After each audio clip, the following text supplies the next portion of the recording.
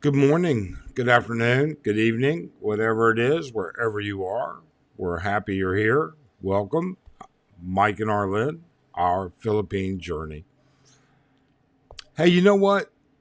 Your friends are important, and your expat friends, should you choose to retire and live here, are important. How you decide to deal with that is up to you. But let me give you a few thoughts about it.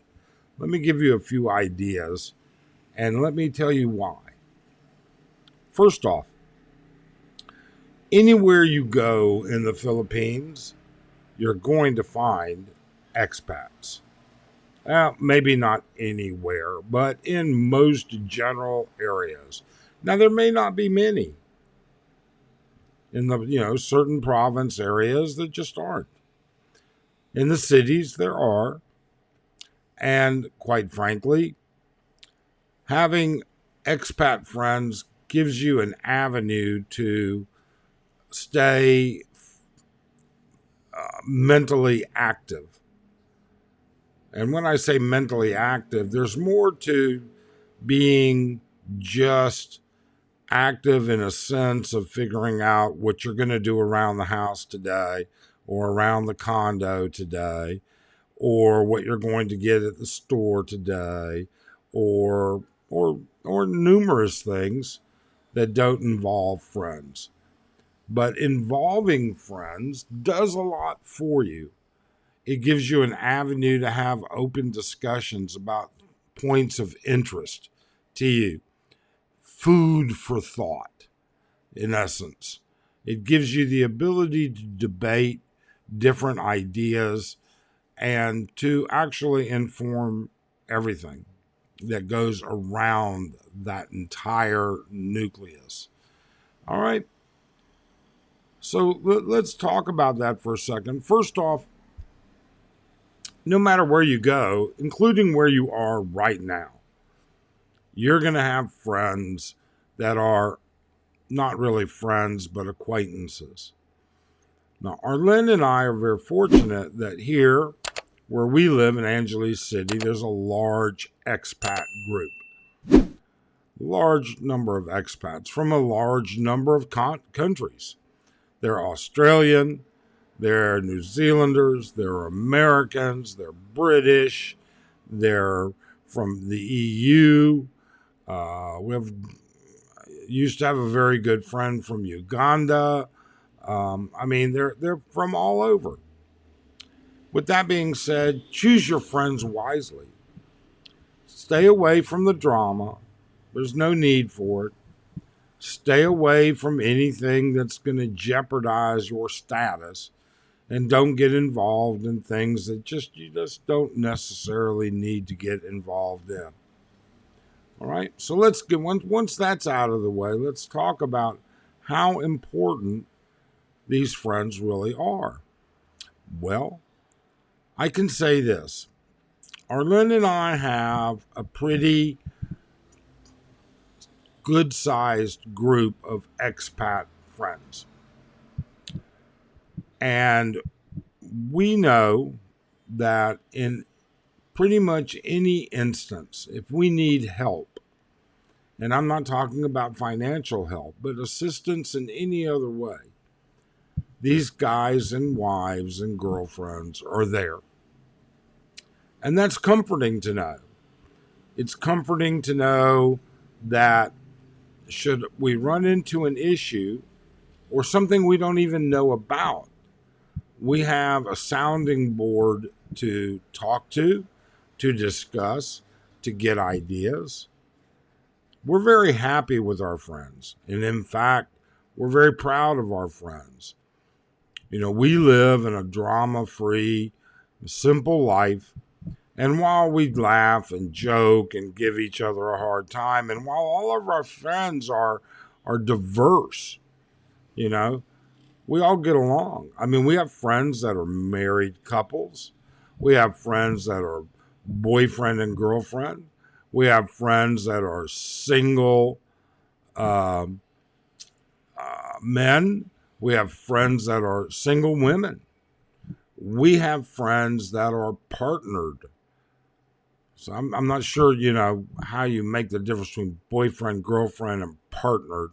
Okay. But I would call partnered is live in together and therefore have lived in together for a number of years. And these are wonderful friends.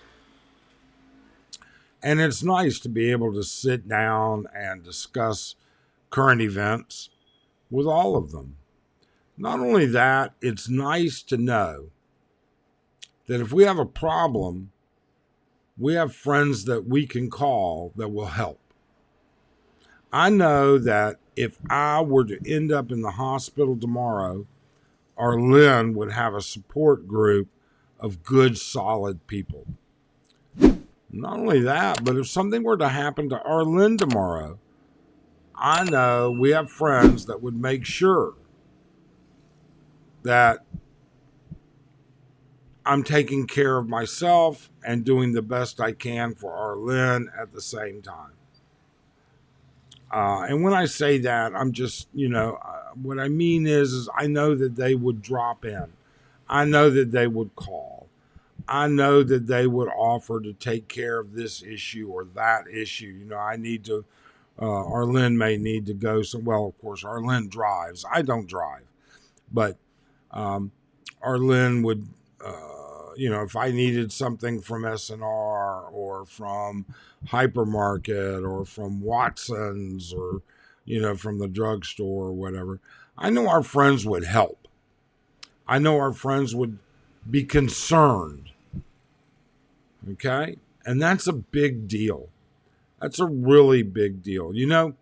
I have one friend in the U.S. that I talk to on a routine basis. He's like my brother. And while I'll never be able to replace him, and I'm not looking to replace him by any way, shape, or means, I know that we have friends here. So when you come to the Philippines, I know that some of you want to be more Filipino lifestyle than Western lifestyle. But there's nothing that says you can't be both. You can live in a Filipino environment, a good Filipino environment, and still have expat friends. You can live in an expat environment and still have good Filipino friends. These things are not exclusive. All right?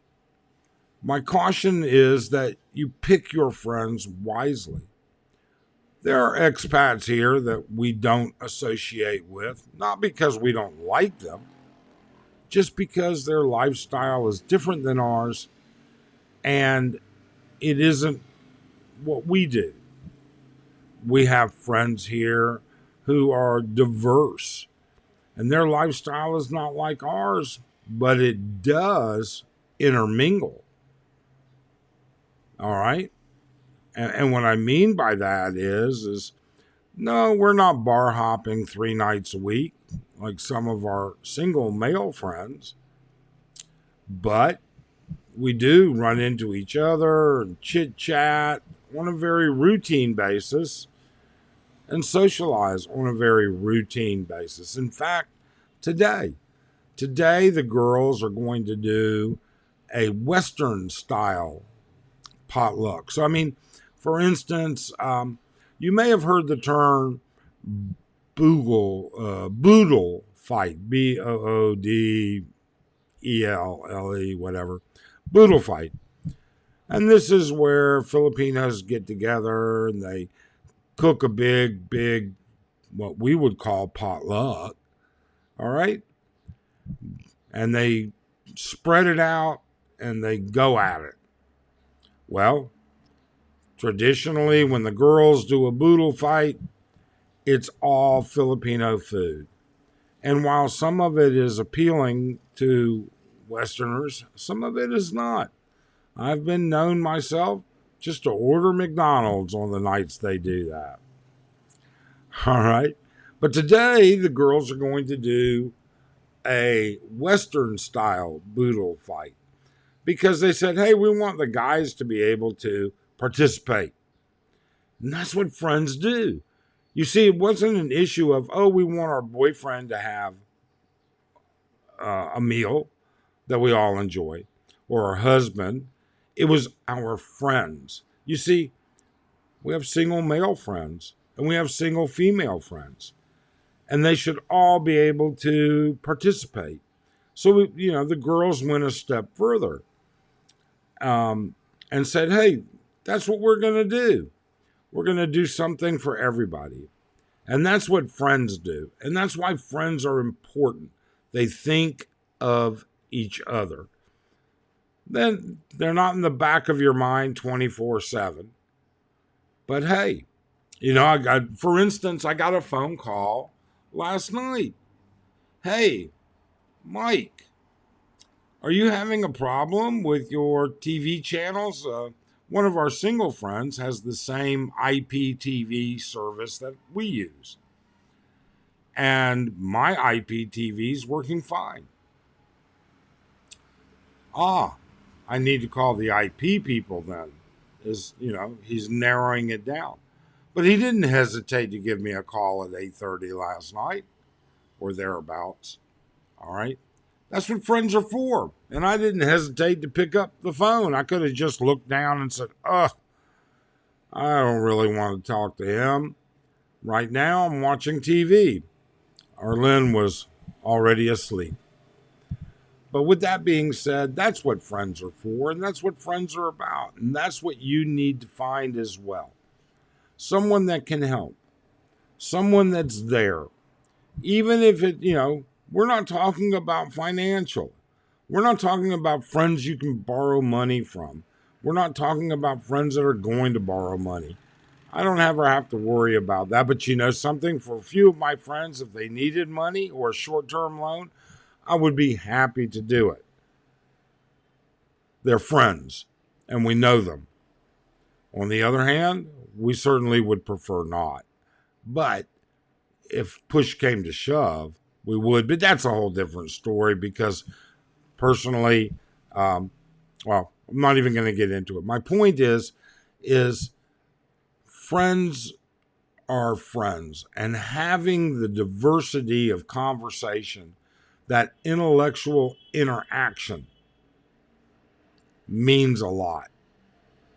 You cannot live your day without being able to have conversations that are not stunted or reduced because of a language barrier, or conversations that are not reasonable on a basis of education.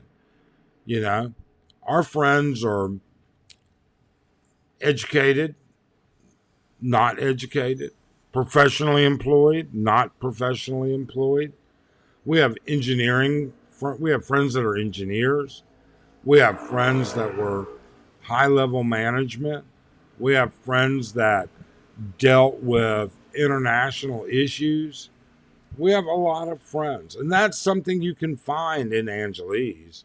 I don't know about other places because we never tried to find friends in other places. Maybe that's a disadvantage. Maybe we should have. All right. But I would think that you wouldn't have that very same problem. You wouldn't have an issue. The resources would be available to you, whether you lived in Manila, Makati, Quezon, Dumaguete, Cebu. The list goes on. Davao. Any of the larger congregation points, any of the places, even like a place like Butuan, a smaller city, which actually has a pretty good sized expat population. In the province where I live, where we have a place, we don't live there full time. No. And that's why we don't live there full time. There are only expats we've ever met in Kitchenerau are expats that are passing through. And so I don't get that kind of interaction. And Arlen is gracious enough to live in a place where I can get that interaction. So your expat friends are your expat friends are important, and more so, it's important to have expat friends. That's just an opinion. I don't think any man's an island and cannot live alone. They've got to have interaction, and you've got to stay mentally and intellectually acute and reasonable. Thanks. Have a great day. We appreciate it.